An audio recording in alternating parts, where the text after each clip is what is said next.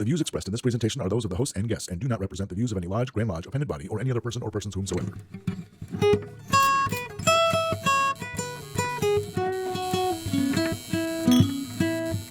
We are at refreshment.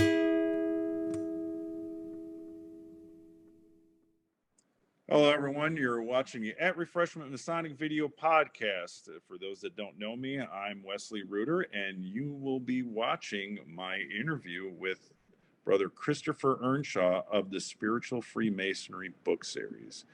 I hope you all enjoy what's ahead.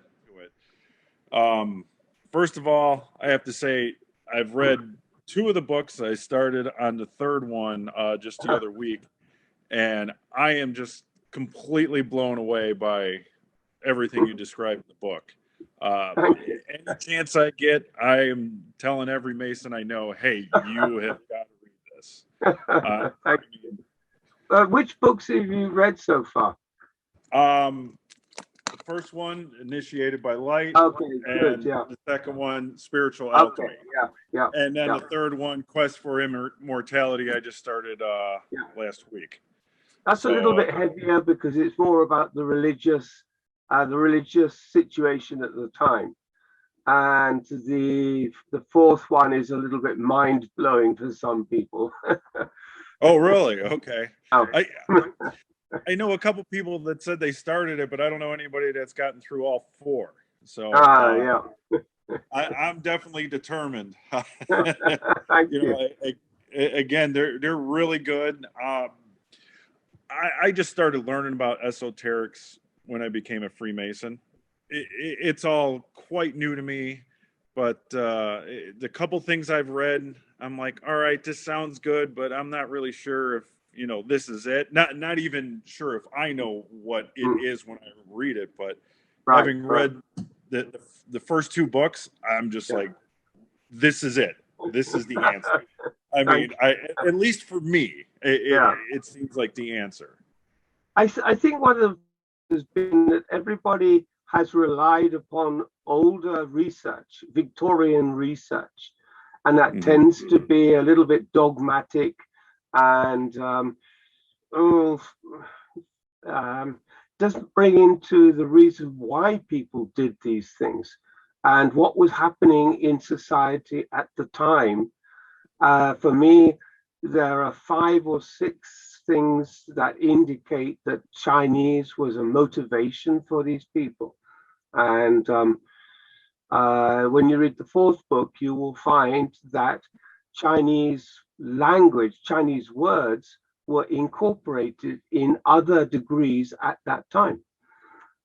In the 1740s and 1750s, the Grand Lodge of the Ancients, they were making new degrees, and one was called the Irish Master, one was called the Scots Master. It actually has Chinese words in the ritual.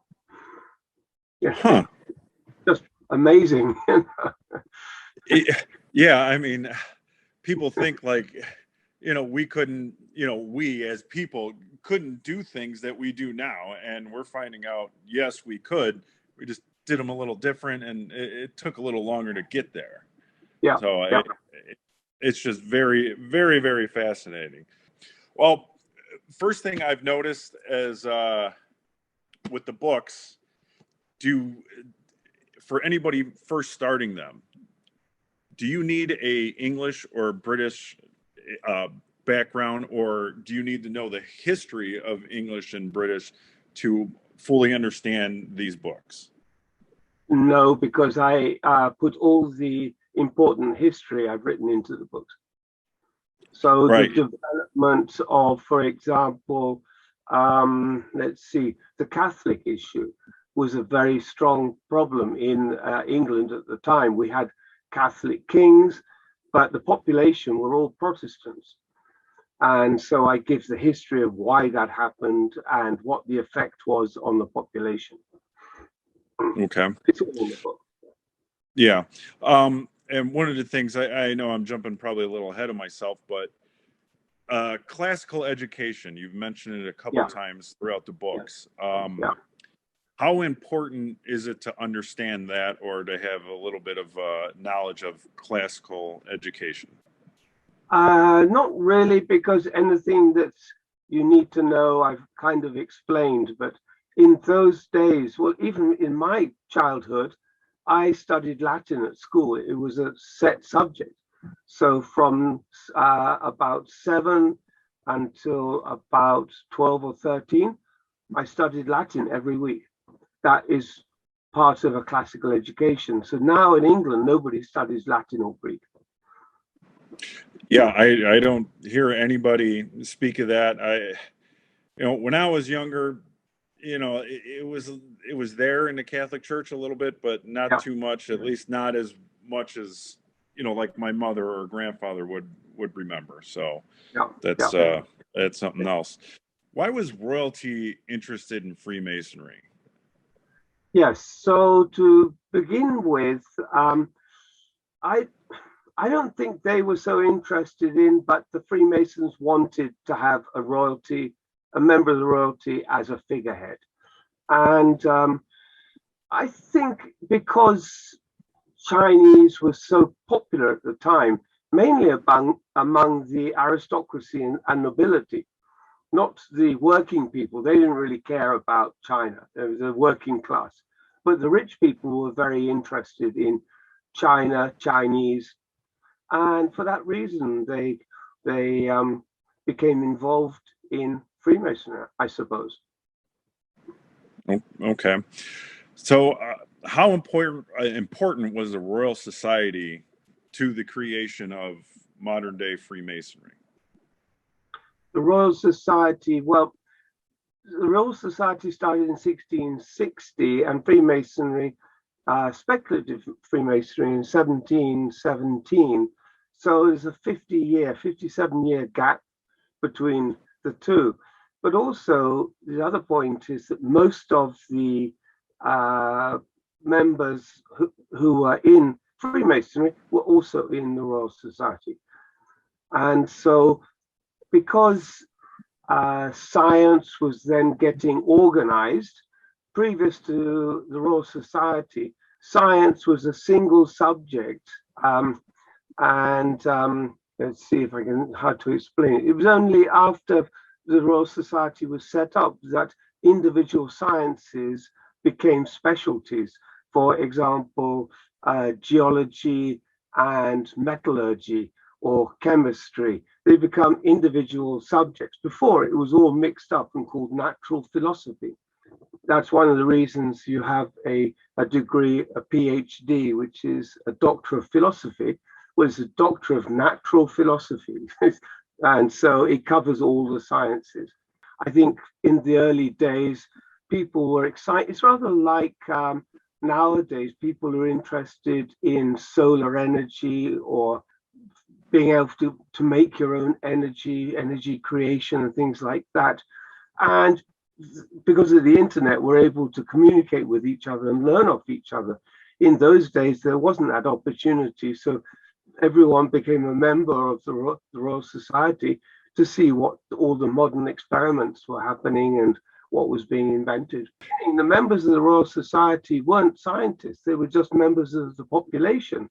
Many European scientists visiting the Royal Society were quite disappointed because they were hoping to meet other budding scientists, but they were just members of the population who were inquisitive. So, but that changed over time. Yes, so the Freemasons, they offered a kind of spiritual experience that was different from religion, and that interested people too. Okay, all right. And I can't remember which one over the first or second book, but you mentioned that they started letting in, I guess you can say, speculative instead of operative members into the Royal Society, and it seems like they went through kind of what we're going through now, that where no one's an actual stonemason and everybody's just speculative. Yes, I thought that was pretty interesting, how it coincided that way.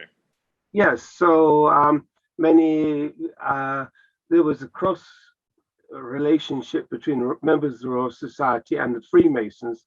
So Like John de Sagulier, he was the third Grand Master of the Premier Grand Lodge, but he was also secretary to Isaac Newton at the Royal Society. And so there was this cross-pollination.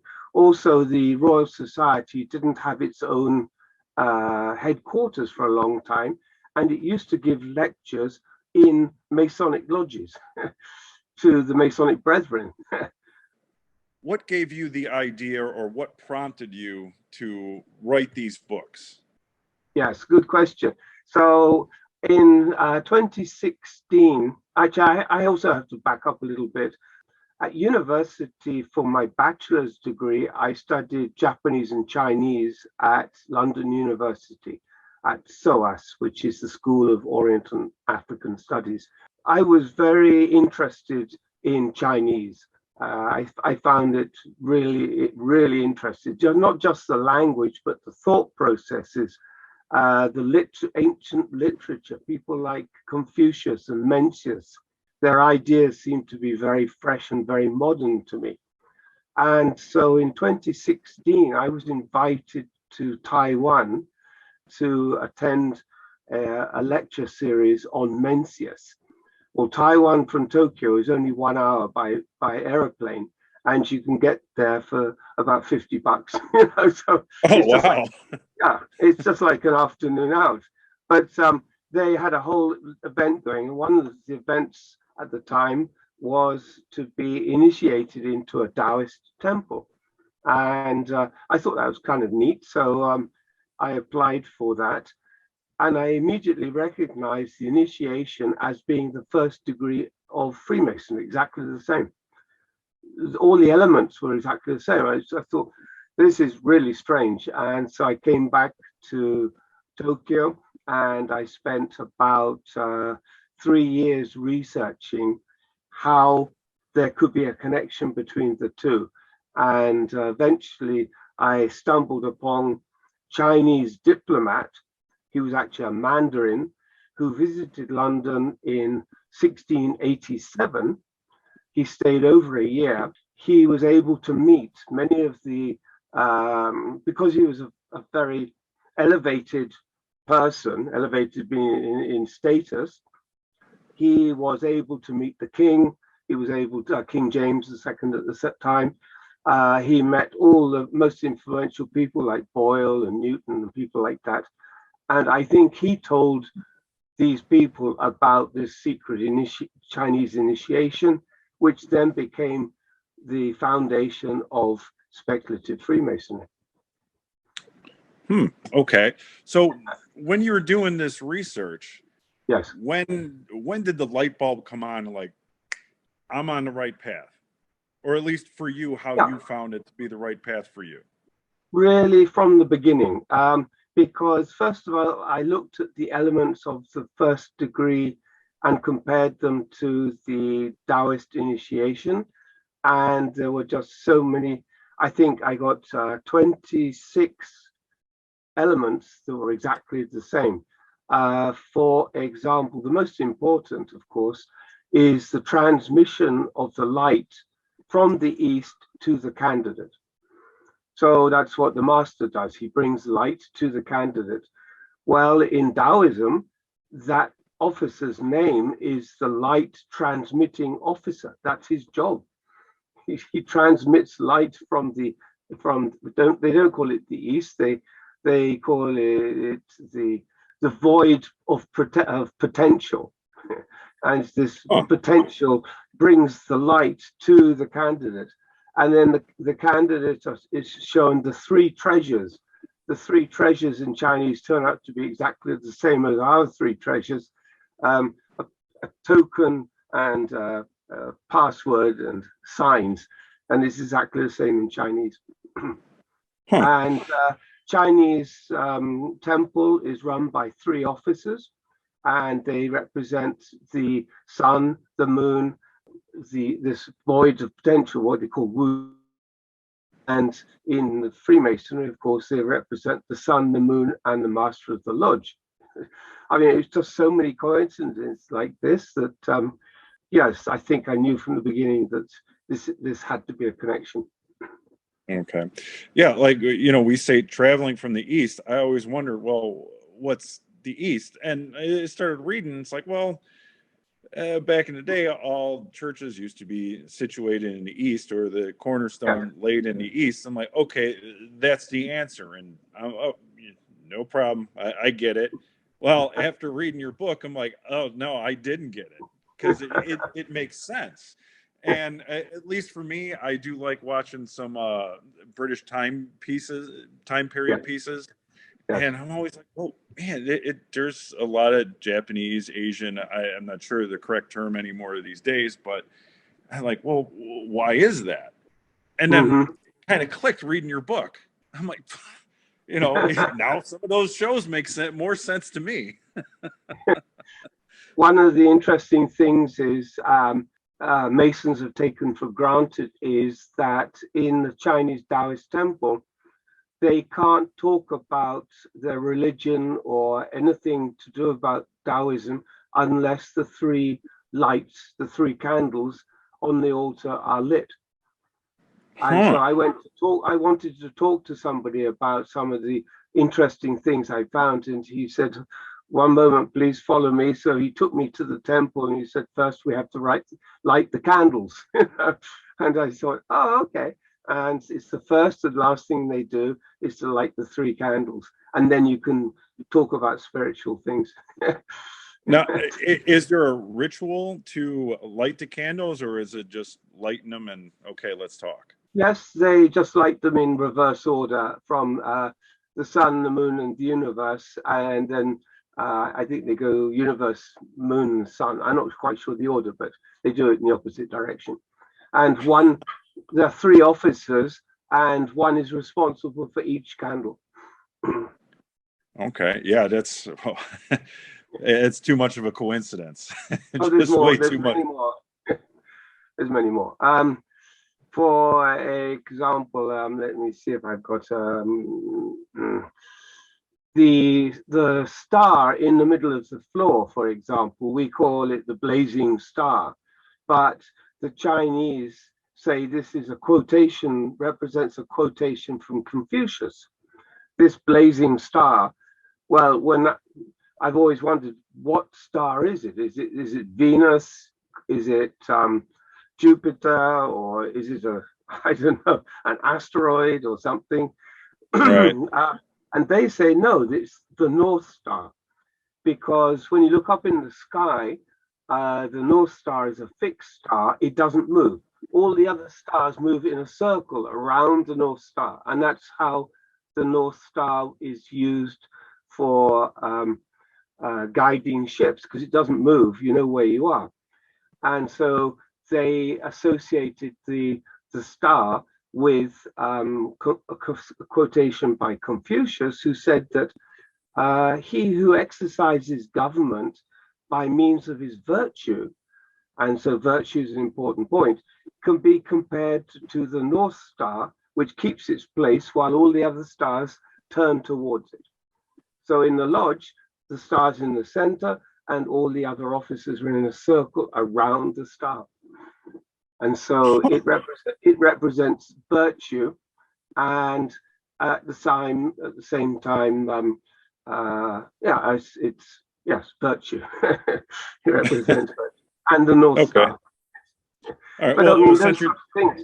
And then the ashlars also represent Taoism and Confucianism, and there are reasons for it. And it's just, once I was told, it was just so obvious. Huh. Okay. So since you're talking about stars, how was Orion's belt important, or was it just nothing? I don't think so. Not, I mean, that's more of an Egyptian story. Right. Because I mean, we put a lot of emphasis on that, and the North Star, at least here in the West, is, yes, in my opinion, is just mostly based for Christianity. Right. So there's a kind of popularity in social history in England, which started in about 1600 with China. And so we had the East India Company was established in 1600, and it went to countries east of India. That's why it's East India Company, and it brought back spices. After a while, it started bringing back Chinese things like tea, and we had wallpaper and furniture, but tea was very, because up to 1600, everybody drank beer all day long. They had beer for breakfast and all day long. And even children had beer. It was called small beer. They watered it down. So the word small beer was for children. So 1600, Chinese things started coming into the country, and it started this kind of boom in things Chinese. And then aristocrats, because they had the money, they started putting Chinese wallpaper in the house. They used to collect Chinese Chinaware, and that's where we get the word China from. So Queen Anne, for example, she collected all sorts of Chinaware. And because the Queen does it, she becomes an influencer, and then other people start copying her, and then other people, it's just how things are done. Right. And so then they started building houses in Chinese style, and we have some in London still existing that have Chinese roofs. Or we built in, I think it was about 1730, there's a pagoda in Kew Gardens, which is just a bit west of London. It used to be the Royal Gardens, but now it's Kew Gardens. But there's a pagoda there, and you can still walk inside it. It's been there 350 years. But what happened was that England kind of took advantage of the Chinese by growing opium in India and then exporting it from India to China, and bringing back not just Chinaware, but actually silver. And this became a real issue with the emperor, and it started the Opium Wars in England, and then all trade was stopped with China and England. That was about 1839, 40, something like that. Well, at the same time, what had happened was that Napoleon was in Egypt on his Egyptian campaign, and he found the Rosetta Stone.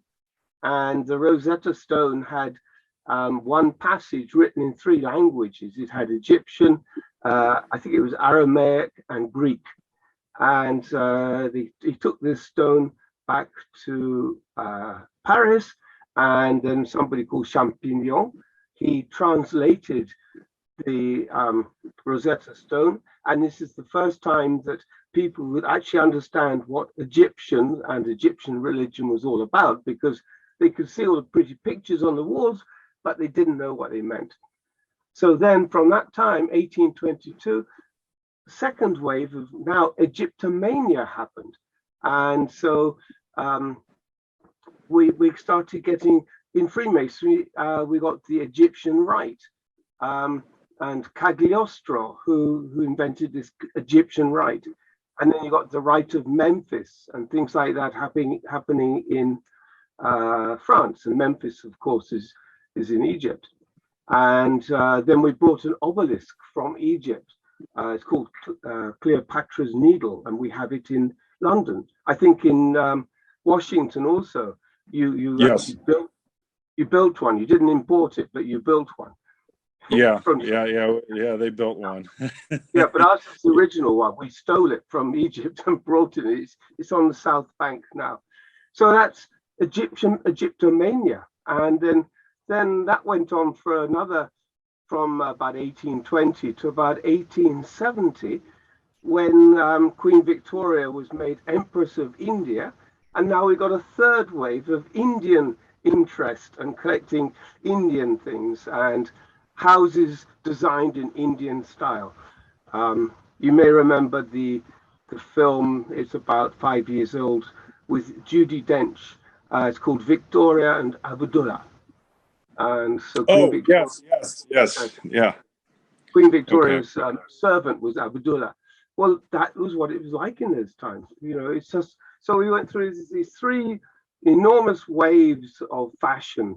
So Chinese, Egyptian, and then Indian. So in the Egyptian stage, well, when you're talking about Orion's belt, yes, this is when it became very, very popular. Okay, all right. But I think in the very early days, it was China that got people's attention. Okay, so what is it about Freemasonry that makes men curious about joining? Because like for me, I learned about it from church, and I'm like, oh, well, that's pretty interesting. That's what that symbol means. Now I Right. wanted to find out more about it, and that's how I joined. Nobody in my family was a Mason, as far as we know, from our history. So it's like, okay, curiosity got me, but what is it that, I mean, from finding all this information out, keeps guys and keeps new guys wanting to join and keeps guys in the fraternity? There's a couple of ways of finding out. For my example is my case. My father, my grandfather were Masons, and my great grandfather, I believe, was a member of the Grand Lodge of England. And so we have this kind of history. They never talked about it, but I knew that they were Masons, and they seemed to have a really interesting time. Wherever they went, they seemed to know people, like going to the pub, they'd meet people. I write about it in my book, but just in passing. But when my grandfather was ill, he stayed with me and with my family, so we could look after him. And then one night, I went to answer the doorbell, and the Speaker of the House of Commons was standing there. This equivalent of Nancy Pelosi standing on your doorstep, Yes, yeah, I do remember reading that part. Yeah. Yeah, I remember the face. I didn't know his name, because I wasn't really interested, but I'd seen him on television, and the fact that somebody who was so famous came to see my grandfather, see how he was doing, that had a really strong effect upon me. The fact that Masons look after each other and were concerned about, and so that had a kind of strong impact. I think the other area where people learn about Freemasonry is by what we do. So in England, we collect money for hospitals, hospices, old people's homes. We have Masonic hospitals with square and compasses on outside, and you can get reduced cost, be looked after. If you're a Mason, you can be looked after at a lesser cost, I suppose. In America, we have the Shriners, and they run their hospitals for Burns units and dyslexia and other special children's issues, and they don't charge the families or the children for the therapy, which in America can be really expensive.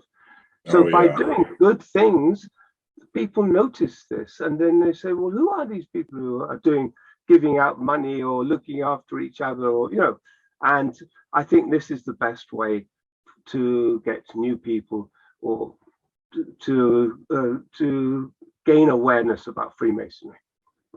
Okay. Now, the first three Grand Masters. Yeah. How much, in your opinion, do you think they've known about the previous degrees? There was only a 2-degree system at the time. Yeah. How important was that to them to keep some of those traditions into what they were trying to restart or reform?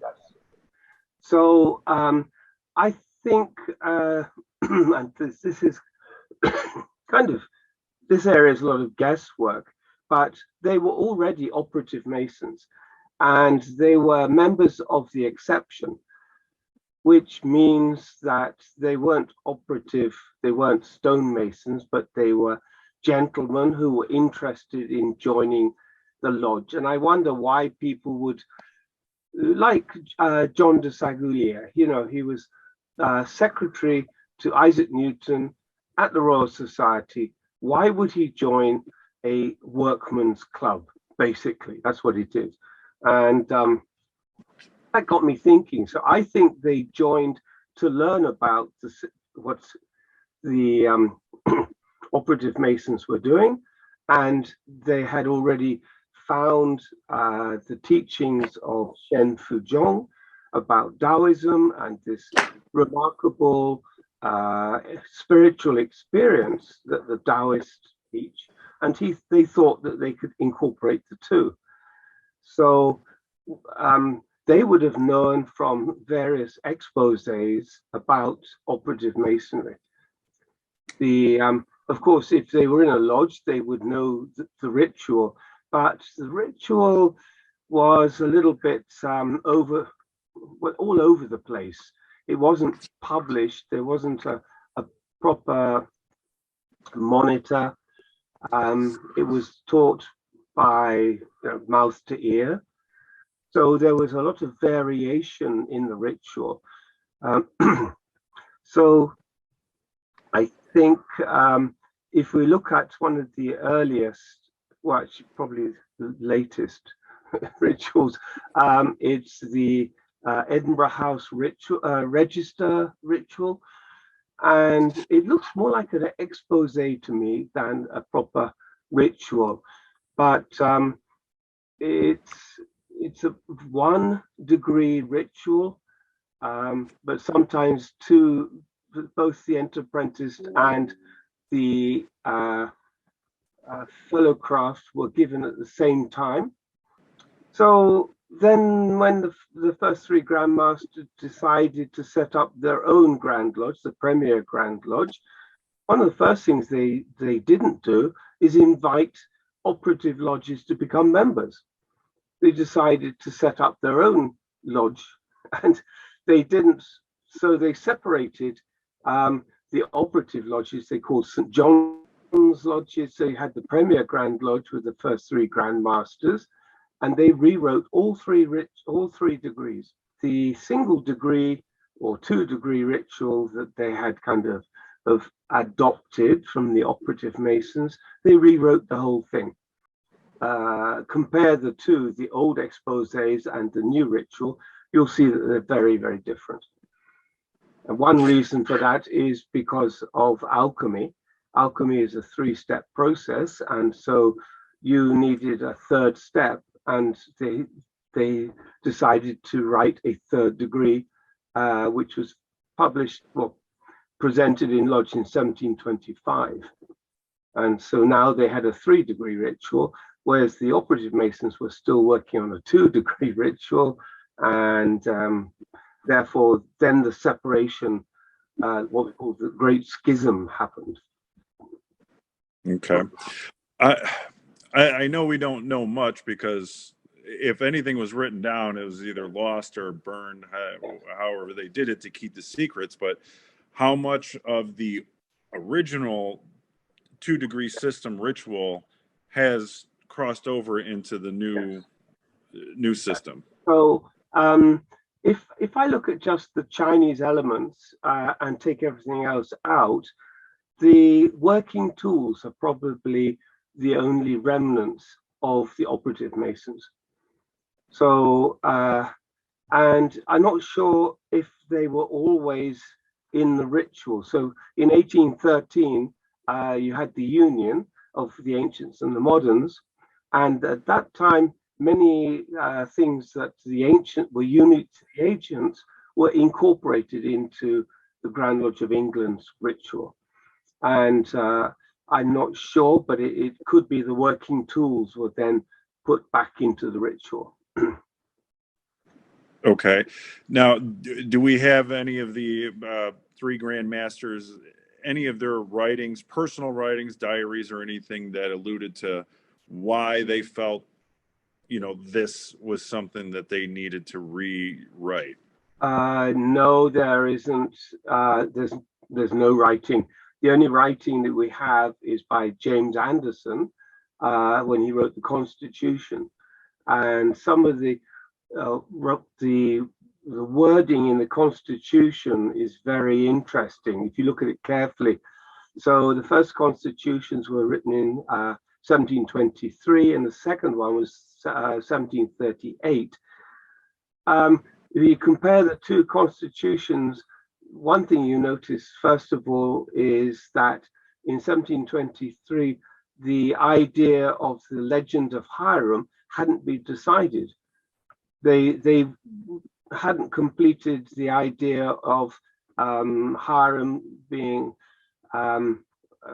let's see, the centerpiece of the third degree. They called him the Prince of Architects, but in the second degree, in the second constitutions of 1738, then they explain in more detail. The other important difference is that there was no reference to Christianity or Christ or anything in the first constitution, but they changed that in the second one, 1738, because many people thought that they were actually deists and not Church of England. And that was could have been quite an issue, I think. The deist believes that God has created the earth and then left control to the beings that he created. So God was no longer involved in our lives. And this was seen as blasphemy by many people, because otherwise, why do you pray to God and Jesus if they just let you get on with things? They're not getting involved. So then in the 1738, they had to make sure that that Christ was a central part of Freemasonry. Okay. All right. Another thing in your book, the first one, Initiation by Light, Yes. I'm on page 43, Princess Pocahontas. Yes. I've heard this story, but not in the detail that you've put it in. Okay. I have LDS background, Mormon background, and there's one guy, I can't remember his first name, but I believe his last name is May. And he talked about how some of the early settlers were trekking through to the west, and they learned how to do basically what we would know as the fellowcraft sign to show that. And reading in the book, I'm like, wow, it sounds like she may have known the sign or something similar, and all of a sudden she's just this princess. I find it very fascinating. So, well, Pocahontas was in England. We don't know anything about her. We've never heard of her, unless, of course, you've seen the Disney film. Nobody would know about Pocahontas, but she did come with her husband in the date I'm not sure about, but she visited London, and the important thing was that she was treated as a princess.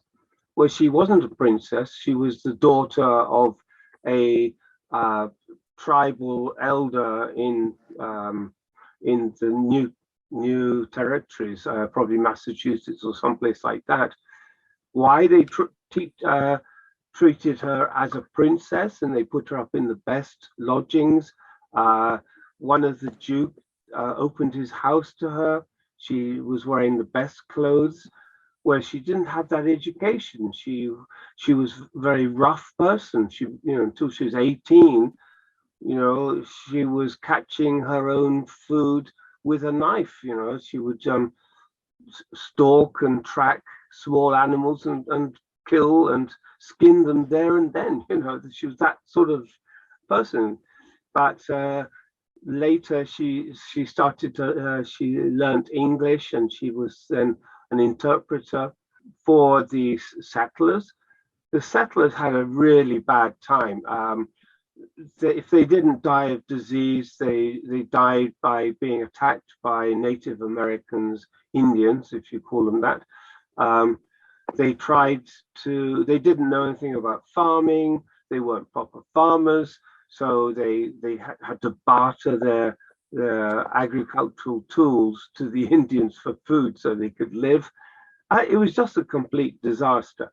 And but King James II wanted to make a success of this. And so when Pocahontas came to England, he told everybody that she was actually a princess and that she should be treated as visiting royalty. And it's just a very strange situation that the new settlements over there, it wasn't just King James, but also the people who were investing the money. I think some of the large trading companies were investing money, and if it was a disaster, they would all lose money. So they wanted to show that it was so successful that early settlers had married into royalty, and this is the story that they were teaching.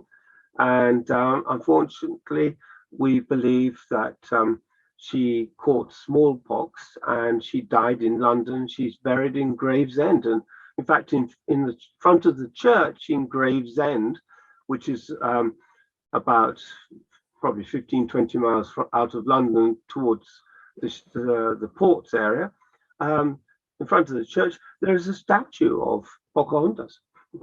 So it's just one of those kind of little sort of small stories that I put in the book. Firstly, that Americans would appreciate, I think. Yeah. Oh yeah, no, I appreciate all these little things. I always wonder, and it's very intriguing, very good stuff. Now, one thing I definitely did not know, at chapter 3 of your first book, the Jesuits and the West and China. Yes. I was very fascinated by that, and some of the funeral rites or death rites that they wanted to keep, and how hard some of them fought with the Catholic Church for them to keep it, because it did not go against a belief in Jesus, but there was some sort of a battle, I guess you could say, about that. Right. Yes. So the issue was whether the Catholic Church would allow the Chinese to pray to their ancestors. We call it the Chinese rites issue. And there were, at that time, not just Jesuits, but there were Dominicans, Augustines, Cluniacs, I believe, and other monastic groups in China. But the largest was the Jesuits, and they've been there the longest. And the Jesuits were very much into kind of a negotiated settlement. So they were saying to the Chinese, well, if you come to our church and pray to Jesus and our Lord, we will allow you to pray to your ancestors as well. And the Dominicans and Augustines would not have this. They said that this was blasphemous, etc. They complained to the Pope, and of course the Pope found, because there's this kind of ecumenical concept of one religion for the whole world, they didn't want to have concessions in different parts of the world where Catholicism was different. So the Pope insisted that Chinese rites when the Chinese were not allowed to pray to their ancestors. Well, of course, this upset the Emperor of China, and everyone got thrown out of China. After about 200 years, they'd already built about something like 400 or more churches across China. I mean, that's phenomenal, because that means they have 400 or probably 800 priests and assistants, all being made Catholic, and the whole organization was set up, and they had bishoprics, probably, I think, 4 apostolic regions, they call them, and they had bishops and everything. And suddenly the whole thing was thrown out because of one small thing. And modern days, we don't really see, it's not such a big deal. But in those days, the Pope was, well, he'd already lost England because of Henry VIII had thrown Catholicism out of England in 1543, and now the same thing's happening in China. So it was a difficult time for him. And I think that the Pope had hoped that the whole world would become Catholic. And so he sent out, he had Catholic kings sending out armies to South America, or to, in fact, to China, but they ended up in the Philippines, and they put a base down there, hoping to use that base to change the Japanese to Catholicism and later the Chinese. And the Pope actually had a theory that he wanted to start with the most educated countries that had a higher literacy rate, because they wanted to teach people by Catholicism by explanation and teaching them and good deeds rather than using superstition. So, but the Japanese wouldn't accept it, and neither would the Chinese. So in the Far East, the Philippines is probably the most Catholic country in the world. And then, of course, you got all South America. But there was a time when he thought he could take the whole world. Yeah, it seems a common theme with most rulers back then, probably before the turn of the 18th or 19th century. Everybody thought they can control the whole world. Yeah. That like the world was this smaller place than what we've actually found out to be. So yeah. It's very fascinating. So alchemy is a big thing in your books. Yes. And we've talked about the Royal Society, and you mentioned alchemy previously.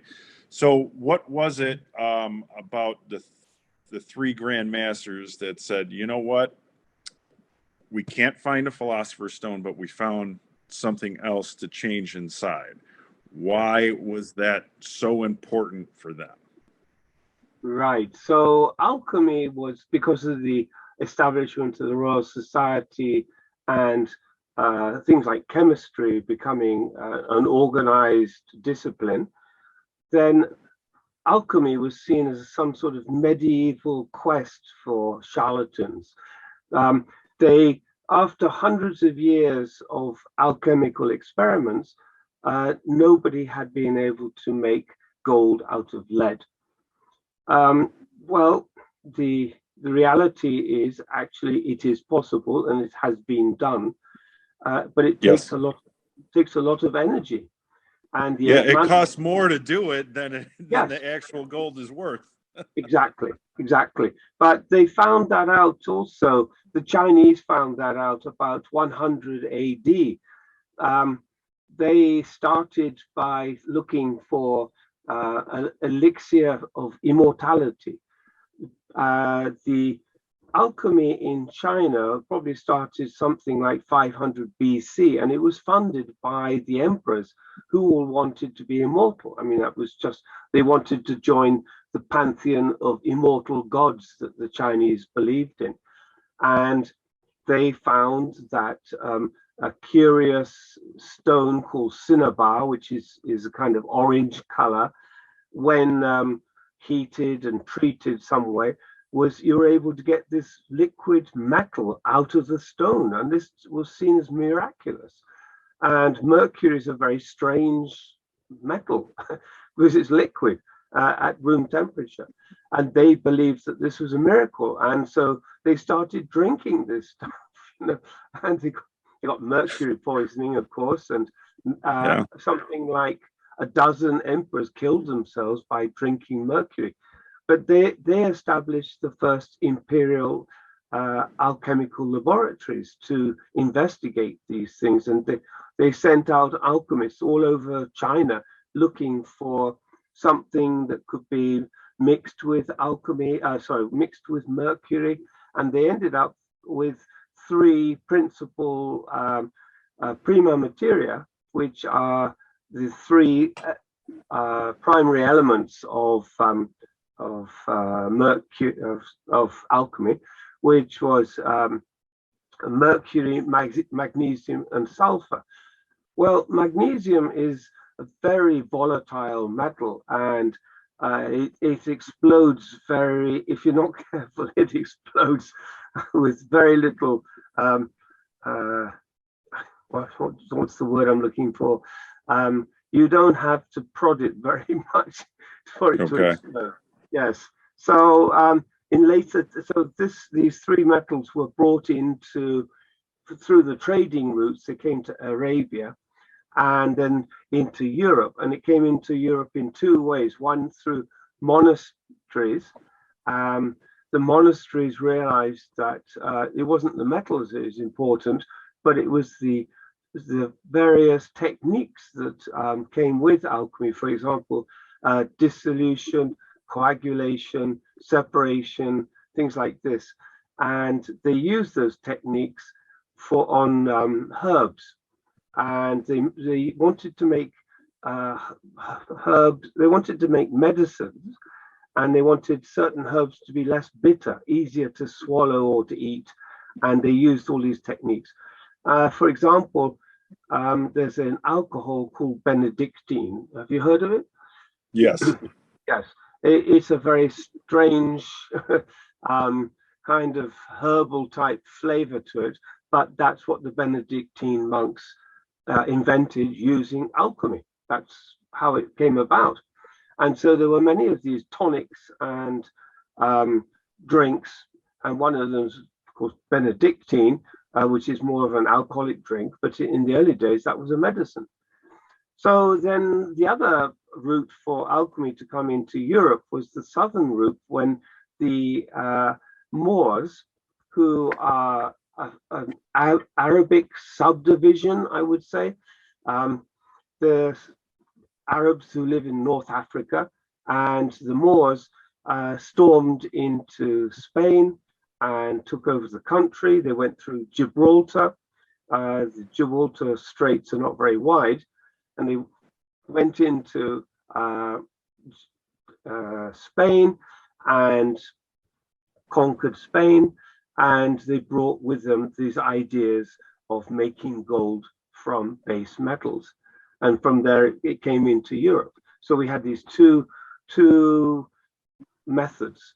The monastic one was then, I should say, studied by somebody called Paracelsus, and Paracelsus and other people realized that magnesium wasn't a good idea, and they changed it for salt. So they ended up with magnesium, salt, and sulfur.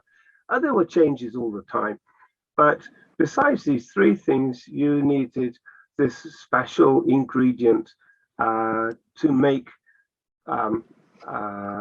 the experiment to be a success. And they tried many things, but one of the famous ones was dew. And dew was collected early in the morning and was seen to be essential to the process to make gold.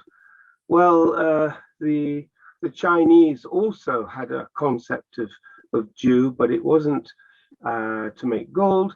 It was to be used internally to make the internal energy of a person so strong and so unified energy that it could actually burst out the top of its head as in a out-of-body experience and become a wandering spirit. You could look into the future, the past, and come back to your body. You wouldn't experience death. You were able to separate yourself. And that was what the Chinese were practicing. And that's a part of Taoism, not modern Taoism, but ancient Taoism is one of the things that they were trying to do, was learn how to separate the spirit and the body. And I believe this is what the third degree is all about. Okay. What you're saying, just a little bit I've read into the third book, I'm like, oh yeah, you're hitting it right away. So alchemy seems to be very important nowadays, at least here in the States, or where I am at in Illinois. Geometry seems to be the thing to focus on from what the degrees talk about. Should Yes. we really be focusing on it that much, or should we really switch to the alchemical process to be looking at to find the so-called secrets of Freemasonry? So a lot of the geometry in the lodge actually has alchemical teachings. So for example, and I believe I'm not breaking my oath by explaining this one, but the square and compasses on the Bible in the middle of the room, and it's of course above the blazing star, which is the star, North Star of Virtue. And then you have the Bible, and on top of this you have the square and compasses, and beside there are two parallel lines representing the Holy Saint John. Well, these parallel lines, if you put them across the opening of the square and compasses, now you have two triangles, one on top of each other. And this is the Seal of Solomon, and it's the symbol of the quintessence of alchemy. So in the lodge, we have the symbol of the two triangles, one on top of the other. The one with the opening above and the point below represents water, and the triangle, which is the other way around, represents fire. And the two together is the Seal of Solomon, and that's an alchemical symbol. And so this balance between fire and water, if you have too much water, then the fire goes out. If you have too much fire, then the water evaporates. So to get it exactly at the right point is very difficult in alchemy. So there are several symbols like this that are famous alchemical signs. There's a book called Museum Theatricum, I think it's called. And in it shows the three people sitting on a rock. And on the left is the open triangle, the triangle of water, and on the right is the woman's holding the fire, and in the middle she's got the symbol of square and compasses, but with the openings closed. Underneath it there are 7 people sitting there, kind of like under the rock. Well, this explains the tassels on the apron. There are 7 tassels on either side of the apron. Each one represents one of 7 alchemical metals that were used in alchemy. So again, this brings us back. Oh yes, and then on the apron you will see that there's a little kind of flower. We call it a rose. It's actually a rosette. Rosette, but ros is Latin for dew, and so basically you have the 7 alchemical metals, and you have the symbols of dew on your apron, and it's this dew that has to be circulated. And it says in the first degree, the lecture of the first degree, we're talking about the oil that's on the forehead of Aaron the priest, and it goes down through Mount Hermon and down to Zion, to the foot of his garments. Zion, well, basically that is A to Z, Aaron to Zion, and H is in the middle. This is again an alchemical story. And if you look at that, read that one more time, you recognize it starts off as oil, but halfway through it becomes dew. It starts oil dripping down his throat, and this dew becomes so if you don't read it really carefully, you wouldn't notice that the oil has become dew. And dew it's on our aprons, it's all over in the geometry. the geometry refers to alchemy. There's probably 3 or 4 other really important references. And so what it comes down to is the geometry is a reference to alchemy, but not making gold, but the transformation of the soul. And that's what the Chinese discovered. And it's part of Taoist teachings that by understanding how to change the energy inside you, which they refer to as the Jew, then you are able to have a spiritual experience, and it's life-changing. Yeah, when I was reading that, I stopped. I'm like, man, I got to look at some of these other aprons. And I always knew there were 7, but I didn't know what it meant. Just 3, 5, 7, the largest numbers. So they put it on the tassels. And I'm just like, wow, okay, that's what this means. That's what that means. And it's just, at least for me, I was never taught that. So there's nobody I'm to speculate that it's just been lost in the modern translation. Yes. And then if you look at the tassels on the apron, they've got little balls on the end. Well, these are balls of dew. It's dew, a little ball of dew dripping down. And there's 7 of them, you see. So, I mean, it's just so obvious. Yeah, now it seems very obvious. They're just chains on there. It looks cool, whatever, no big deal. But every little thing has a background to it, something to tell you something, why it's there. It's very, very fascinating, and even more fascinating why we don't teach these things, at least here in the States or in Illinois, I should say, why it's not taught or why has it been lost. Well, I mean, I don't want to boast, but I think I'm the first person to actually identify it and write it out like this, because of looking at it from a Chinese point of view and the Chinese understanding of immortality. And at the same time in England, there was a discussion, and it's probably the 3rd book you're reading about the quest for immortality. There was a major kind of discussion in public about the soul, whether the soul dies on death, is it immortal, or does it go to sleep and wait for a resurrection? And there were 4 or 5 different theories, and I put them in my book. The RIP represents rest in peace, and this is one of 5 or so different theories. And one theologian, he wrote that when the body dies, the soul dies, and he wrote a book about it. This got him into a lot of trouble.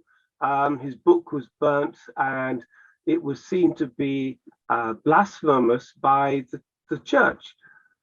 At the time, Catholicism was losing its power in England. We had a fire in London in 1666 when the old part of the city was destroyed by fire, and they put up a monument called the Monument to the Great Fire, and it had a plaque on it blaming it on the fire on the Catholics. Had nothing to do with Catholics. It was just a baker's, caught fire, one of the bakers, and all the housing was wood, so the whole city caught fire. But for 150 years, we were blaming Catholics for this issue. It's just the way it goes. It's like here in Chicago, we've been blaming a cow for destroying the city, for kicking over a candle or a lantern. And here it turns out it may have been started by a farmer, I believe. Yeah. And just covered up. Oh, well, the cow kicked it over. Real easy to blame animals or other things. So one thing that I do like in your book, you show art. And you explain the art, and how important is it for us today to look back at this art to figure out what Freemasonry is and what it means even still today? Yes. So Hogarth, William Hogarth, was an artist. He drew about pictures about society's problems, and he made prints and sold the prints. So these pictures didn't get into magazines or to newspapers. So very few people would have known about the existence of these images. But he focused on several. One was to do with superstition and religion. Then there was one called Gin Lane. In that time, people were making their own gin at home, and they were making it as a home business and trying to sell it. This had been supported by King William III, but he had promoted the production of gin because we were importing French brandy and wine from France, and he said, no, we've got to have some local drink to stop our money going over abroad to the French. So he promoted gin, and but the problem was he didn't think it through, and then the law allowed anybody to make it. It took like 50 years to get it under control. People were making gin all over the place. They were going blind. The production in the country fell by 50% because people didn't turn up to work. They were so drunk, and gin was very cheap to make. And the second thing was, of course, that King William III was Dutch, and they grew the juniper berries to flavor gin in Holland. So he was importing from his country, which he thought was a good thing, giving money to the Dutch. And we have this, so that's why gin is often called London gin. It was the plague of London. Anyway, Hogarth drew some really brutal pictures of this. And another one that he drew was to do with the Gormagons. And it was pointing a finger at Freemasons. And it's by looking at it very carefully and understanding what he's trying to say. And you can see a story in there. And at the bottom, he identifies the people. And he sometimes adds a few notes at the bottom. So the picture of the Gormagons is, I think it was 1724. The Gormagons was set up by Philip, the Duke of Wharton. And the first aristocratic Duke of the Premier Grand Lodge was the Duke of Montague. Now, when the Masons elected this Grand Master, they were very happy. This is the sort of person they wanted to lead Freemasonry, because they realized if you had a famous, respectable person leading the organization, other people were going to be attracted to it. They either wanted to meet the Duke because it would lead to business deals or things like that, or they just felt that it gave an air of authority and respectability. Well, he had a few problems of his own, and he stepped down as Grand Master. He nearly bankrupted his family, and there were some issues there. So along comes the second Grand Master, who's the Duke of Wharton, Philip, Duke of Wharton, and he virtually elects himself. And he tells people, you know, he gets a group of people and says, "Oh, you've got to vote for me." And he sets up a lodge meeting, and he gets everyone to put their hands up. And then he was just like that. So he turns up.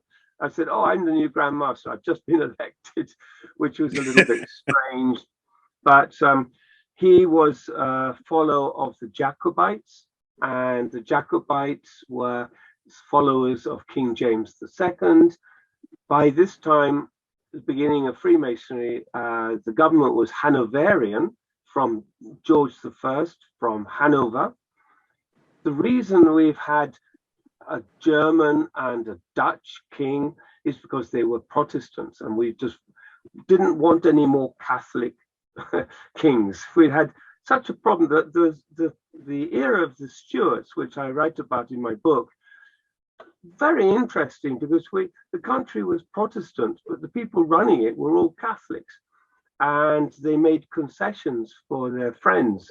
like the Dukes of Norfolk, who turned out to be Catholics, and they were doing favors for them, etc. And Parliament was trying to bring in laws to restrict Catholicism. But little by little, the church changed from a Latin liturgy to an English language liturgy so that most people could understand what it was all about. And so we were trying to get away from Catholicism. And so beginning of the Premier Grand Lodge, King George I was king. But Duke of Wharton still promoting this Catholic story. He wanted to have a Catholic king in England, and he caused lots of problems because he was a duke. He was automatically a member of the House of Lords. He would make speeches. He wrote articles for magazines, all sorts of problems. And it got to such, after 6 months, the Premier Grand Lodge had too much of the Duke of Wharton, and they expelled it. Well, they asked him to leave, and they got another aristocrat to take his place. But in the early days, there was just so much. It's hard to say really that they were kind of. We would say they were winging it, because they. Okay, yeah. They didn't have it all sorted out. What sort of aristocrat they want, or the rules were still being thought up, and even the ritual was still being thought up. So they were finding their ways in the early days. And to me, that's the whole interest of looking at the origin of Freemasonry. The first 40 years, 1717 to about 1760. What were the objectives? Why would 3 members of the gentry give up all their precious time to rewrite an operative stonemason's ritual? What was the benefit to them? It's like a doctor joining the dockers union and say, okay, let's reorganize your union for you. So, why would a doctor do that? He wouldn't do that. And in those days, so there had to be something really special. And I believe that they had found this secret teaching of Taoism by Shen Fuzhong, who'd stayed at Oxford University for a year. And he met the Thomas Hyde, who was the curator of the Bodleian Library, the chief librarian at the Bodleian Library. They both spoke Latin to each other, which is interesting. But that was the secret that the first 3 Grandmasters were introducing to England using the vehicle of operative masonry. It's just mind-blowing to me, all this stuff that you found. It's like, Well, you delved into so many things in the first 2 books. It's, how much more could you write and put down? And I'm wondering if you're still finding more even after writing all 4 books. Yes. I think the most revealing is the last one, the Royal Arch, Freemasonry Royal Arch, because that gives the secret teachings of Taoism, how it fits into the 3rd degree. But yes, I did find something quite recently, and that was a little bit of a surprise, and I added it to one of my later books, and not see if I have it. Okay, yes. So in the Zhou dynasty, which was about 1000 BC to 250 BC, China was run by kings, and China was divided into several countries. Countries, and it wasn't until about 250 AD that a single king was able to join all and conquer them, or to negotiate a treaty with them and make a single country called China. And at that time, he called himself the first emperor. Before that, they were all kings. So the king of the Zhou dynasty, and there were about, over this 1000 to 250 BC, there are about 25 or 30 kings. But they were supported by 3 top officials, and so in the government there was a 3, rather like in Taoism, and one of them was called the Grand Protector. Presumably he was doing all the military stuff. And then you had the Grand Tutor, who was probably looking at the legal system, etc. But the most important person was the Grand Master. That's it. So you got the idea of a Grand Master supported by 2 other Grand Officers. Tutor and Protector became the wardens, Senior Warden and Junior Warden. I don't know, but this is something I came across, and I added it to one of my books as an addendum. Yeah, I did read that somewhere else, and I'm like, just me thinking, like, wow, that sounds like, Greece, the unification of Greece, when they finally decided to stop being separate states and be one country, one people. Very, very, very similar. Now, all right, let's see, where am I? I lost my place. Excuse me. Oh, all right. In your second book, chapter 2, the Enlightenment, from Bacon and Flood to Newton and Libzen. I think I'm pronouncing that correct. Leibniz. Okay. All right. Why the importance of these men and others you include in the chapter, the organizations they were involved in, such as Rosicrucianism, the Royal Society, and the Invisible College? Because Bacon probably started the Enlightenment in England. He looked at science in a totally new way, and he said that science had to be done on experimentation, and the experiments had to be repeatable by somebody else. Doing the same experiment, you'd have to get the same result. This was that before. Their science came from people like Aristotle, and they were reading ancient books about, how people understood science. He turned it on its head, and I believe that one of Bacon's books, New Atlantis, they're talking about a country called Bensalem, which is off the coast of Chile, and the organization of this Bensalem is so much like Freemasonry. It's really interesting. So again, I think the Royal Society and also Freemasons saw him as a kind of grandfather of this whole new Enlightenment. When you look at the history of the Royal Society, written by somebody Spratt, in the beginning of the front page, there's an engraving of King Charles II, and on one side is sitting Bacon. Well, Bacon had already been dead some 50 years, but it showed that Royal Society was looking for the financial support from King Charles II. Didn't actually happen, but that's what they were hoping. They were making him their kind of I forget my English. Sometimes I don't use English that much, but anyway. Oh, so I don't use it that much either, so don't worry about it. Yes. So sometimes the words just go out of my head. But they wanted him to be the figure that represented the society, and supported by Bruckner, who was the first. Lord Bruckner was the Irishman, but he was the first president of the Royal Society, and Bacon. So this was the beginning of the Enlightenment.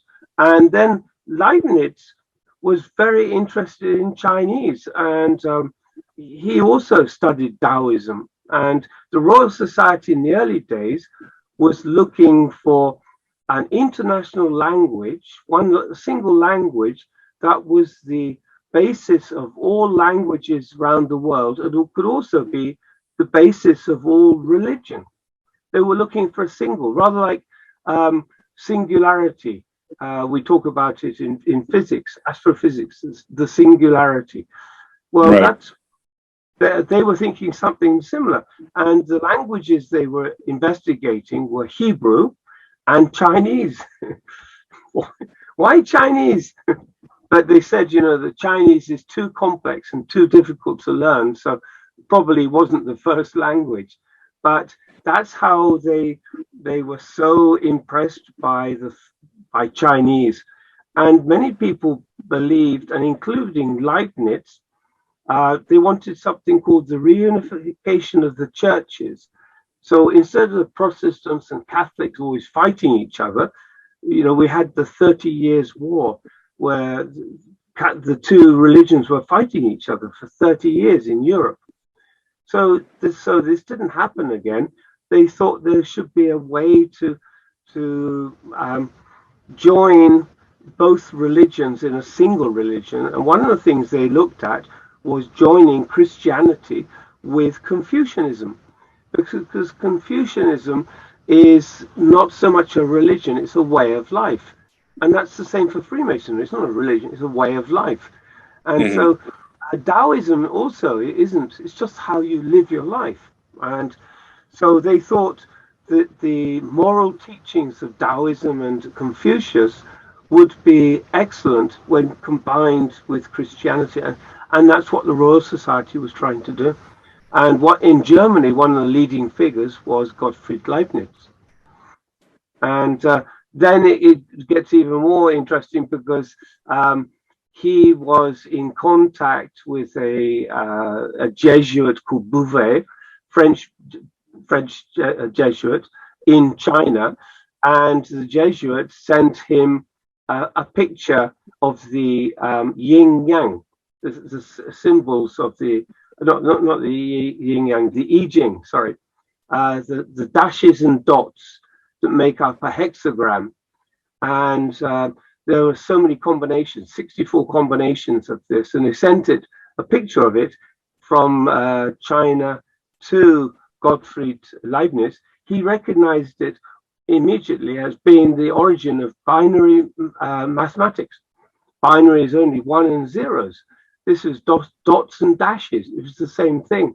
And he said that gave him the idea of binary mathematics. And he then published a paper in France, but it was also in the Royal Society about binary mathematics. I mean, just the whole world was starting to come together with ideas. And so I chose Bacon and Leibniz.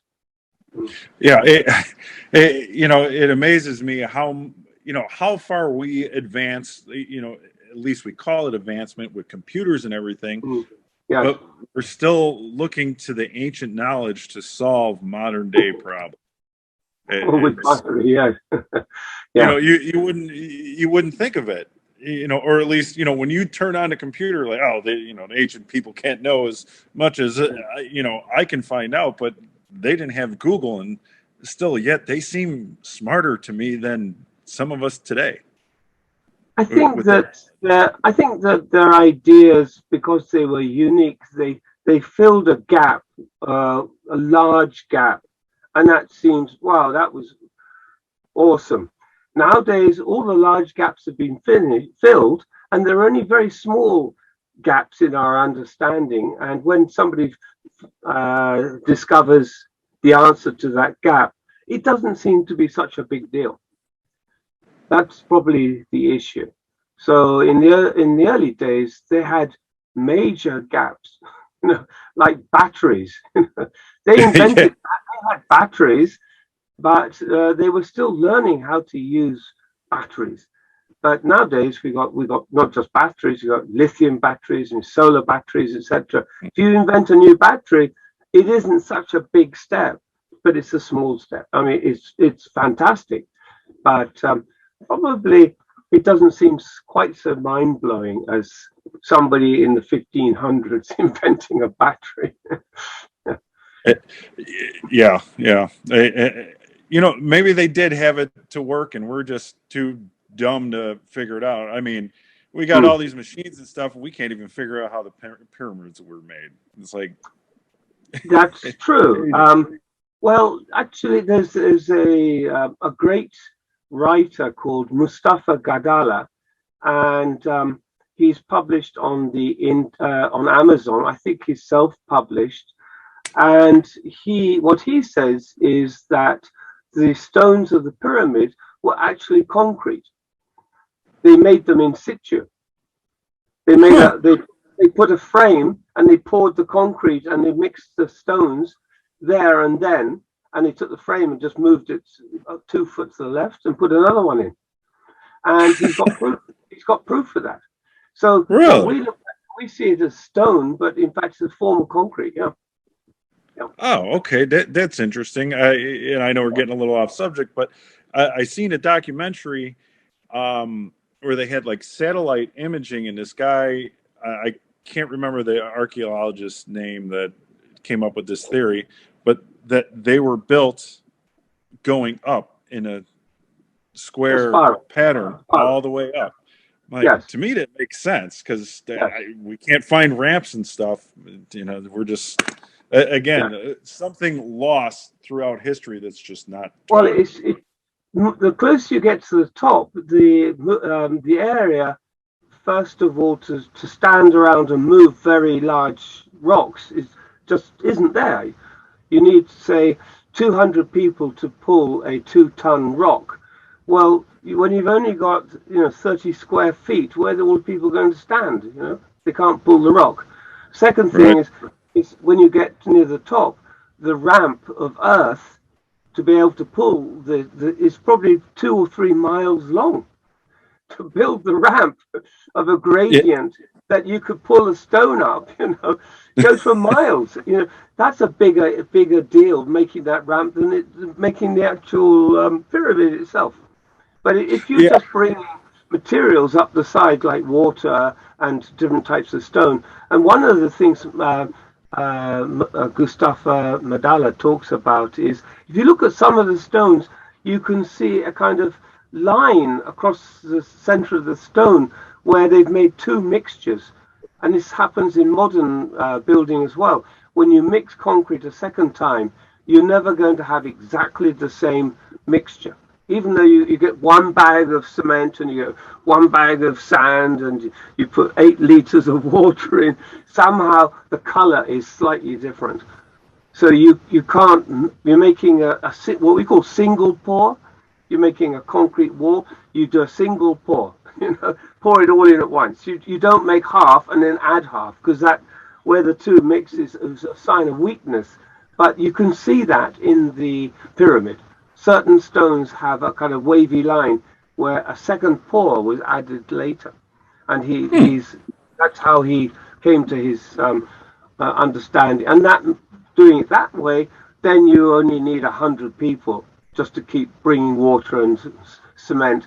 And they were using arsenic as an ingredient to I think if you look at old Roman times, they were making cement, and they use arsenic in the cement.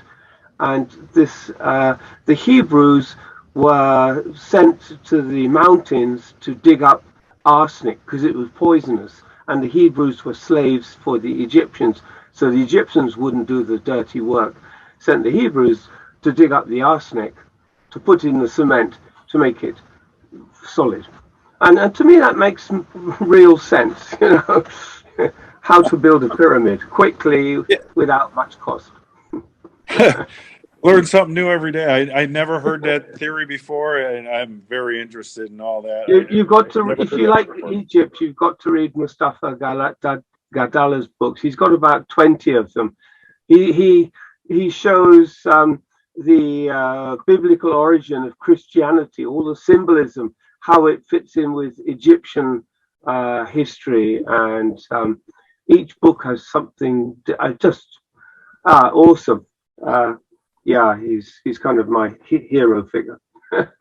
All right. Stenography. How important is that to read, as you put it, the signposts? Yes. So my feeling was, when the 3 Grand Masters, they spent about 8 years rewriting the 2 degrees and then inventing a 3rd degree to make a 3-degree ritual. And one thing they didn't want to do was to make it cheap. They didn't want to make it obvious. You read it, oh, okay, yeah, so what? They wanted to make it a challenge for people to discover. So they made it as a puzzle. And I believe that at the time, a very popular book is called Mercury, the Secret Messenger. And that book was very popular in England at that time, people at the time of 1717. And so they would know the book, and they probably used some of the techniques to write not only write the ritual, but to write the words in the monitor. So now the monitor, we tend to use only the consonants, we leave out the vowels, and that is what is suggested in this book, Mercury, the Secret Messenger. They say, if you want to write a cipher, take out all the vowels. Well, it's just one of the ideas that's given in the book. Okay. But steganography is interesting because it's one layer more difficult than cryptology. And it tends to use images to teach a secret message, and cipher, which is word replacement or letter replacement, or where you have to have a key word. And in the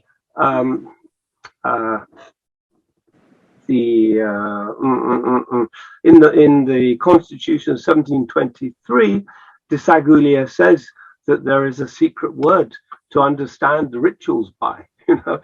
Oh, okay, right. What is that word? So that got me starting as well. Yes. Okay. So when it comes to the signposts, you say in the book that there's 25. Yes. Is it in your belief, understanding, only 25, or do you think that there's more to be found?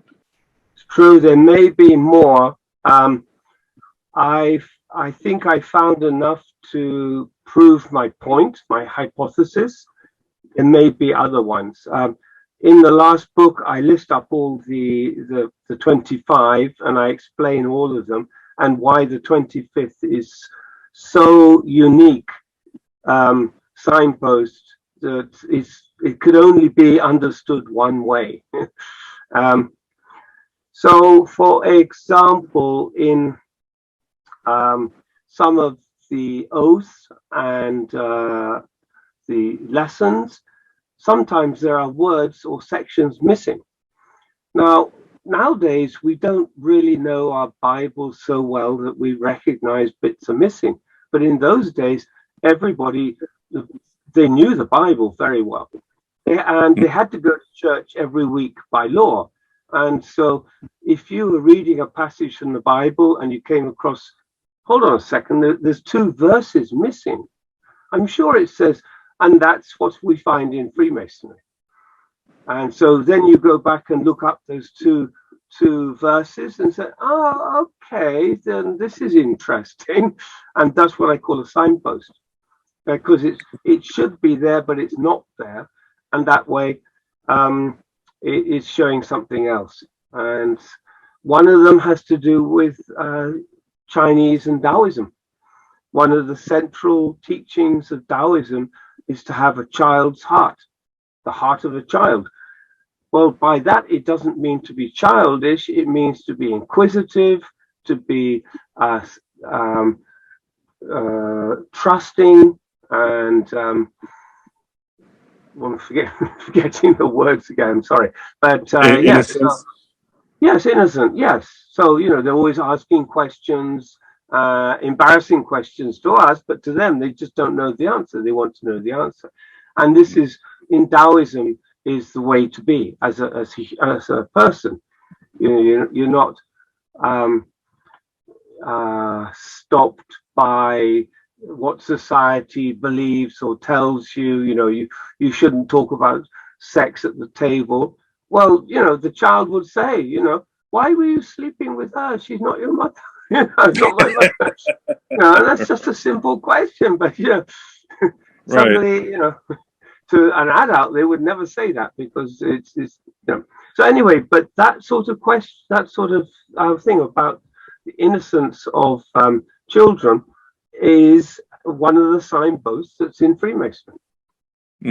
Do you think discovery was one of the things they really wanted to present to the new member, or even to the old? Because when you talk about alchemy, it took years for them to get to a point to think, well, we didn't find what we were looking for, but we found something else, and through that we discovered all this. They want to bring that same attitude, that same wow, you like eureka, to say to the members.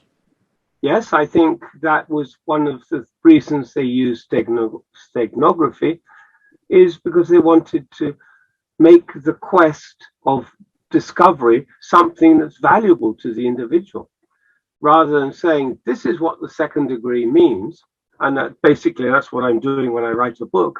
But really, I want people to look at it for themselves. What does 3, 5, 7 steps mean? And at the top of the steps, you receive, a special, unique gift, whatever. 3, 5, 7. These are alchemical teachings, and at the top is an alchemical discovery, a prize. So, okay, yes. So in those days, I think they would recognize it automatically. 3, 5. Okay, yes. Yeah, the feeling of discovery is so much more enlightening. It means so much more than somebody just pointing it out to you and telling you. Exactly. So when you discover it, it becomes exciting and interesting, and you want to look at it more. And I think that's what they were trying to teach. So the questioning, questioning the ritual, the center of questioning is quest, I-O-N-G. So the quest of the ritual is what's important for people to learn and to discover and to try and understand. The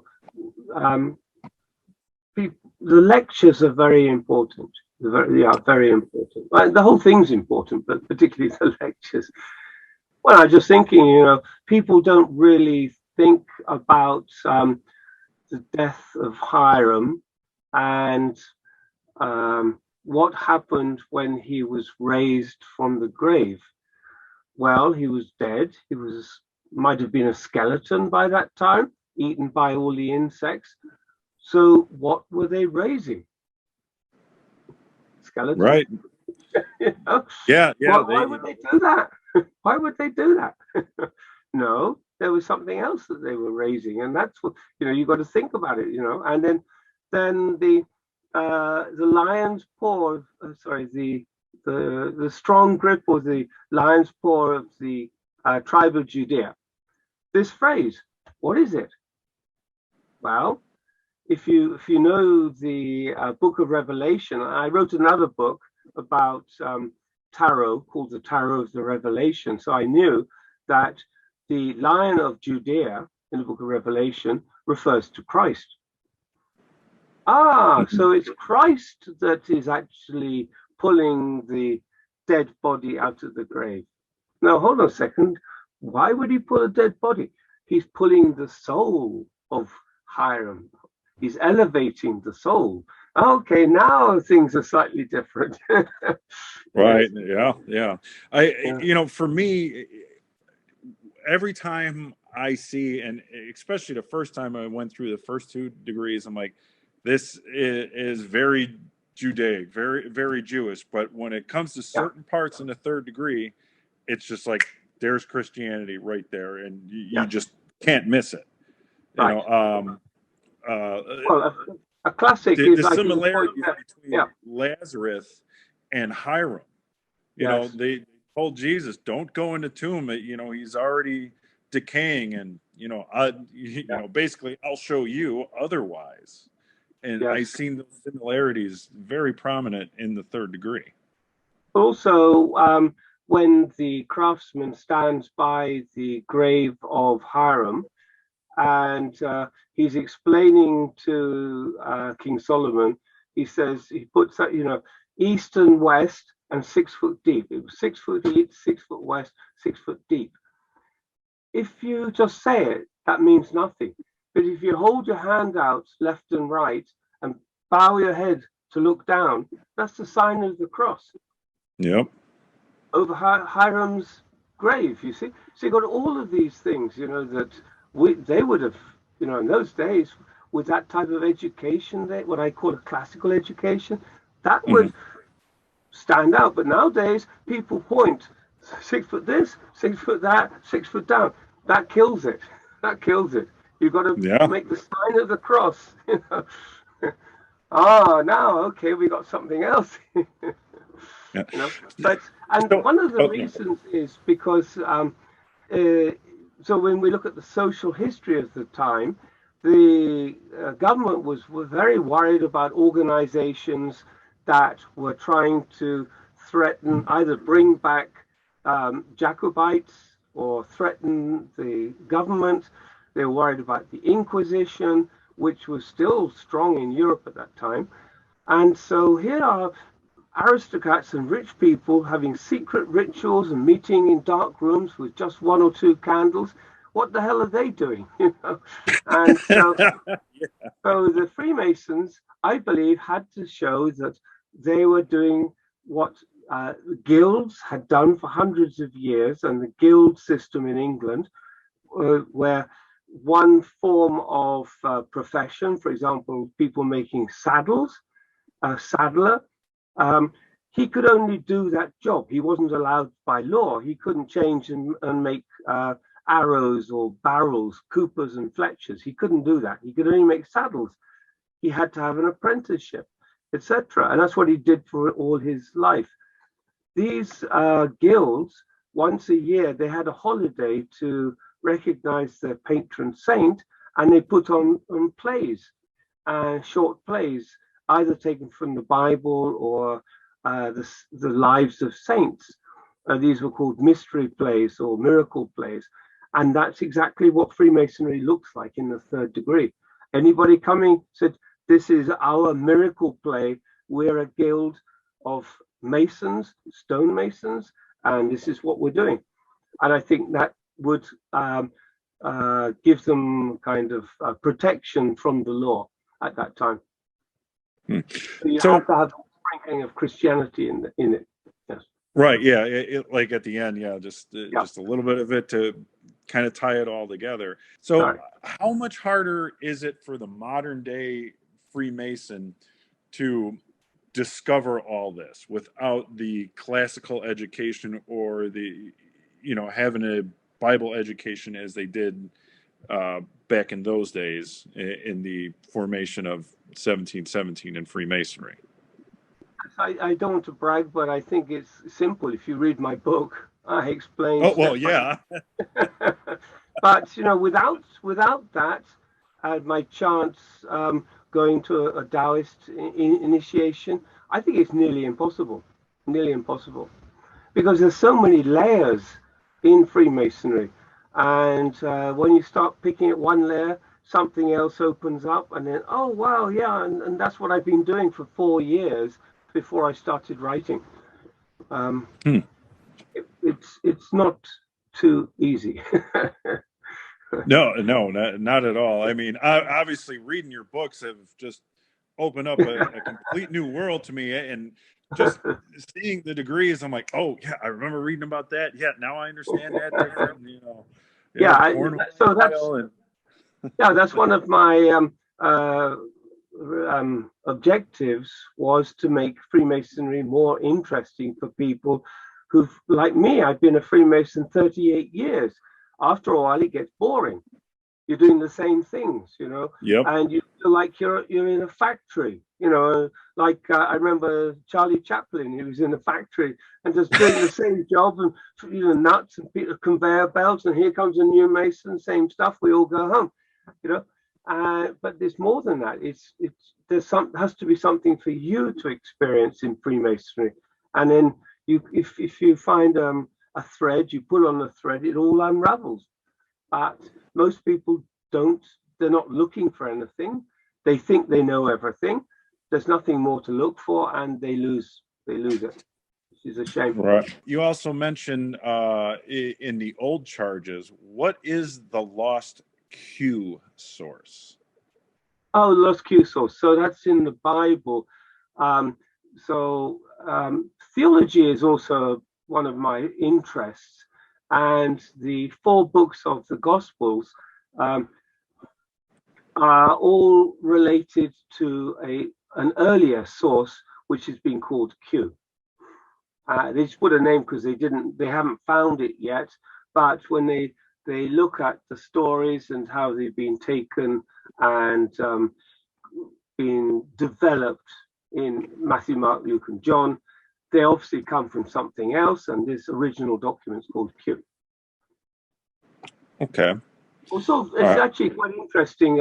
When I was first made a Mason, I was given a Masonic Bible, and in the beginning of the Bible, there's a thing called a concordance, and it shows how the stories, each story in Matthew, Mark, and Luke, and John, how they align. Some of them don't have the same stories in. So you think that 4 Gospels are the same stories written 4 times. Actually, they're different stories. Oh, yeah, they are very. There's a lot of similarities, but they are very different. So it's a good idea just to open up your Masonic Bible and see how the stories differ, and then ask, why do they differ, etc. Anyway, so I digress. Sorry. Right. Oh, no problem at all. Okay. Can you explain the emulation ritual? And where does that come from, and what is it? Well, the emulation ritual basically is the English ritual, and because nothing was written down, it was done by copying people. So a new candidate would be shown and taught all the words and how to move in the lodge and what else to do by a fellow craft or a master mason. And so that is what we call emulation, just copying each other. And that's how it was taught for hundreds of years. So then in 1730, Masonry Discovered by Samuel Pritchard was published, and that gave more information about the degrees and the ritual, and the first time that the 3rd degree was actually printed. And so when you read that, they used that Masonry Discovered as a monitor for many years, both in the Grand Lodge of the Moderns and in the Ancients. Okay. Now, I obviously you're Scottish Rite Mason as well as I am, but you in the second book you say you call them morality plays, or not the Scottish Rite, but you see them as morality plays.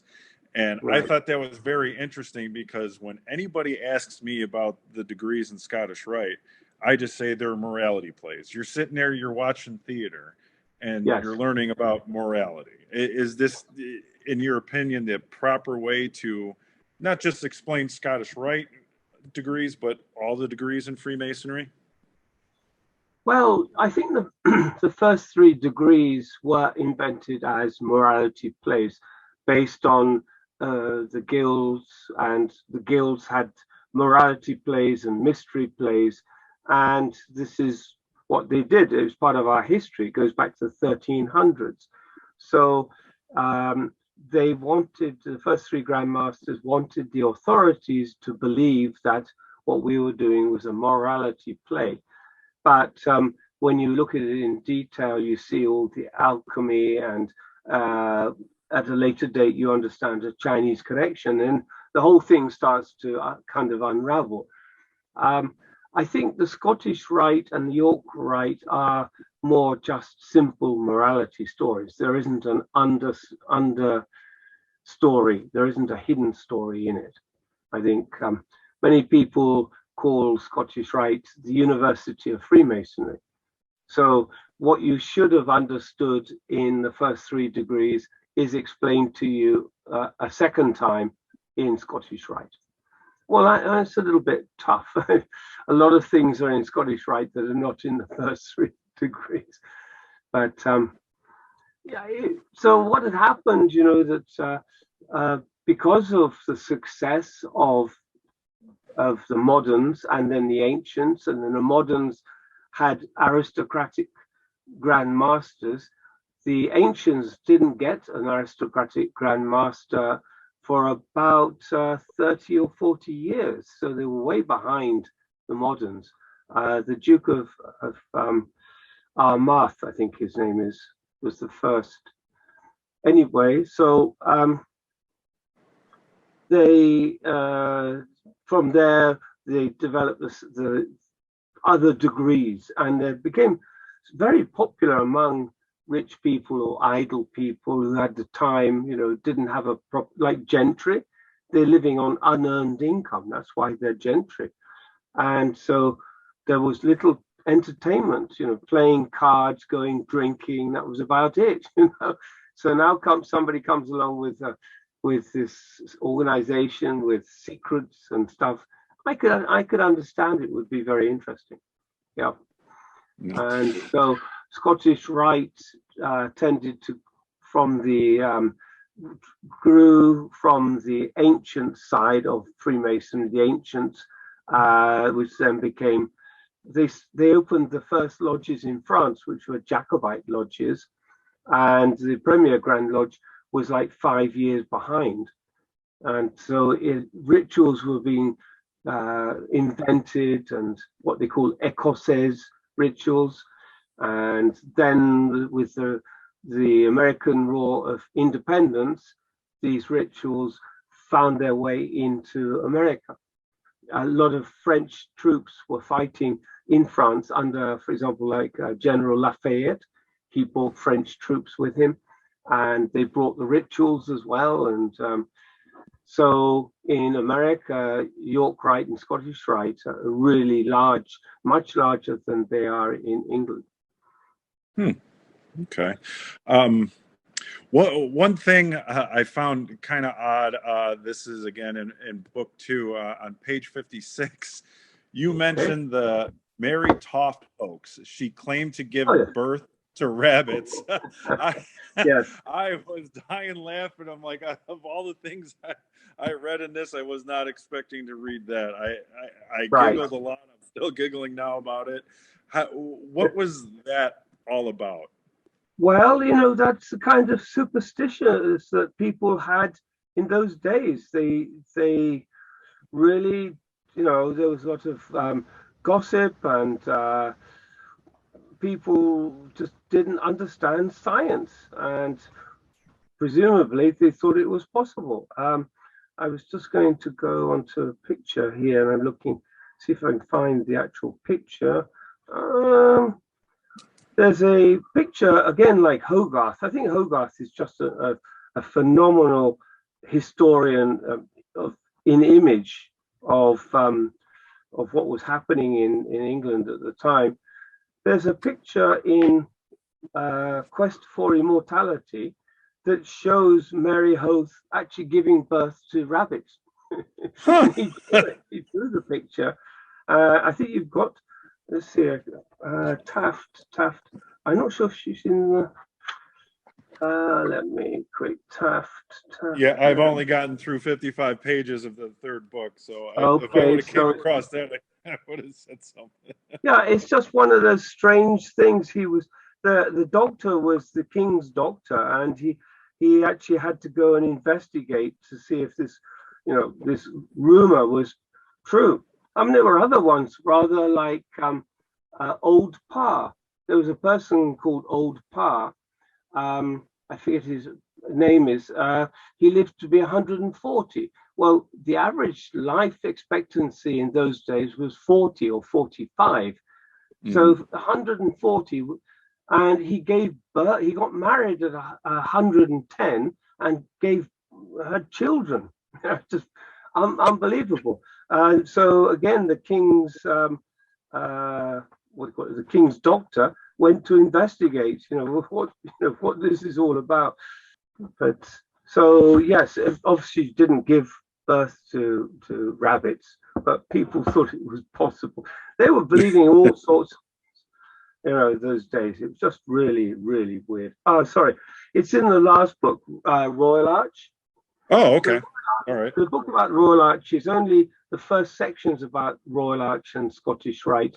The second section is all about the esoterica from the third degree that didn't fit in the second book. And on page 183, there's a picture. I don't know if you can see, I don't know how we can do this.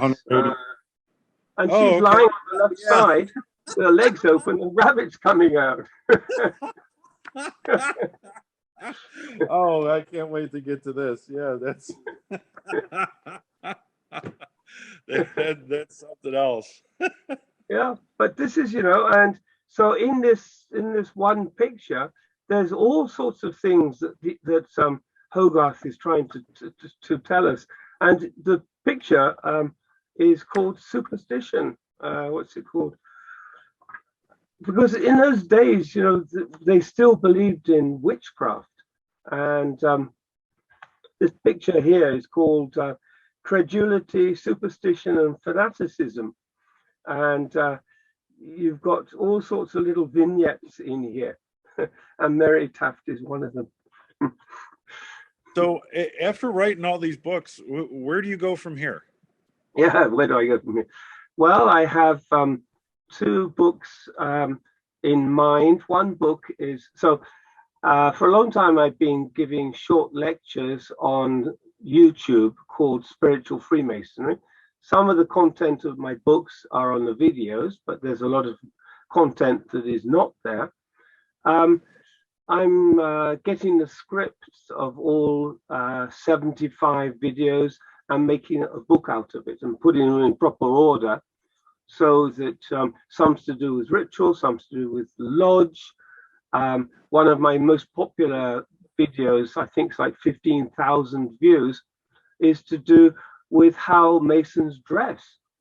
Should we dress in black? Do we have to dress in black? Why do we have white gloves? The white gloves actually comes from Taoism again. Because the Taoists, when they go into the temple, they wash their hands. Well, they don't now. They're just given a wet towel. There's a person handing out wet towels at the entrance to the temple. The idea is that they don't bring negativity into a spiritual place. And so the Freemasons made a kind of compromise that we would wear white gloves so we don't bring negativity into exactly the same story. But anyway, that's so,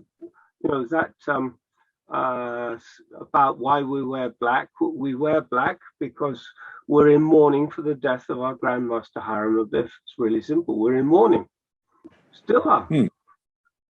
And also, the Grandmaster Hiram Abiff didn't have a funeral. That's a little bit strange. If King Solomon died, the whole country would be in 6 months mourning and a big funeral. Well, the other Grandmaster Hiram, nothing. It's not in the ritual. And just one more thing. Will you be releasing hardcover copies of your book, or is there any way fans of your book can get signed copies, or are you doing anything like that? So if you go to my website, which is chrisearnshaw.com, you can order signed copies from me. It costs a little bit more because I have to get them from Amazon and then I have to send them back to people. But I sign copies all the time. Yes, and I have a unique signature, something a little bit unusual.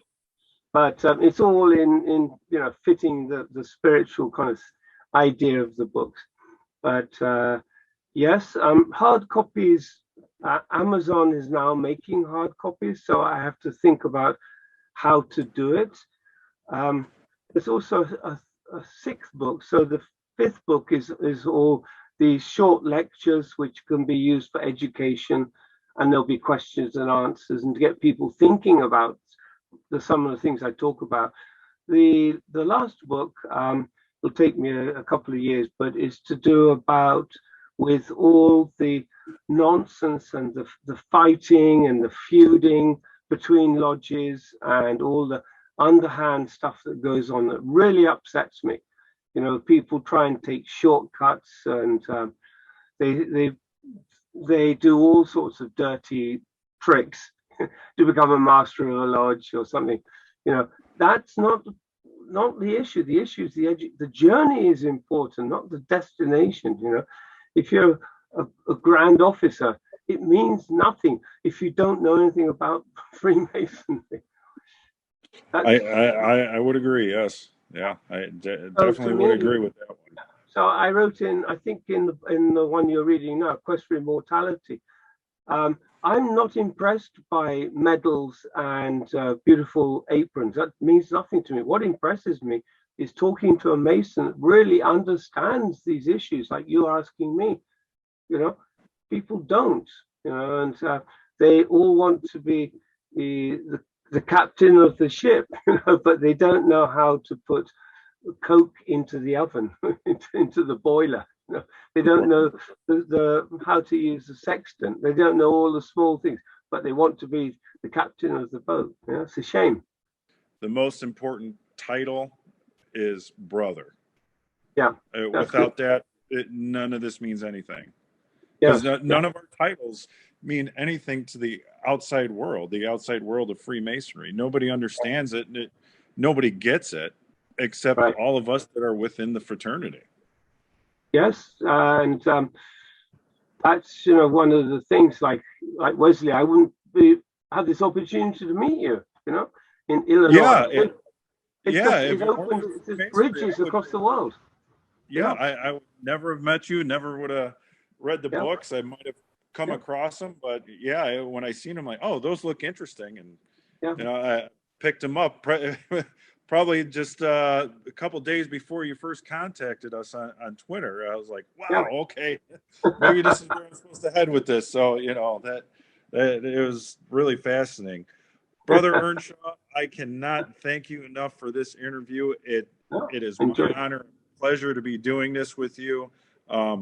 I hope that once I'm done with the other two books, we can do this again and elaborate more on those. And if the fifth book comes out, be sure to buy that and read that as well. If I can just kind of summarize, you know, the books there's a book for each degree. And very simply put is the first book, the first degree, awakens the soul, the transmission of the light. It illuminates the soul. And then the second degree, which is about alchemy, but it actually is about circulating energy inside one's body, what they call chi energy, but it's how to empower your soul. And then the third degree is actually in two books, because it's a very deep subject. And the first part talks about the importance of immortality and how it was discussed. Even in Parliament, they had people raising points, talking about books on immortality. I don't think modern parliaments would worry about immortality, but in those days it was a big subject. And then in the second book, the Royal Arch book, then I talk about how the esoteric hidden teachings of Freemasonry show how this the soul, which has been empowered with a strong energy, can then leave the body, and it's now a perfected Mason. And that's the word the Chinese call it. The perfected man is when he's able to leave, the spirit's able to leave the body. And the spirit is able to heal people and alleviate human suffering when it's outside the body. So it has a reason for it's not just for the experience, but for actually something to do when it's outside the body. That's what all these 4 books, 4 degrees all boil down to. Great. Yeah. I can't tell you more, how much more, I'm losing my words here, but how much they mean to me and what I've discovered for myself in them. I would encourage every Mason that does like reading, even if you don't like reading, get the books. If you come out with cliff notes for those guys that don't like reading, great. But good idea. They are very, very fascinating, and I think this can enrich every Freemason's life. Thank you. I can't thank you enough for writing them, and again for doing this interview. I greatly appreciate it. You know, if it makes Freemasonry more interesting for people, then I've done my job.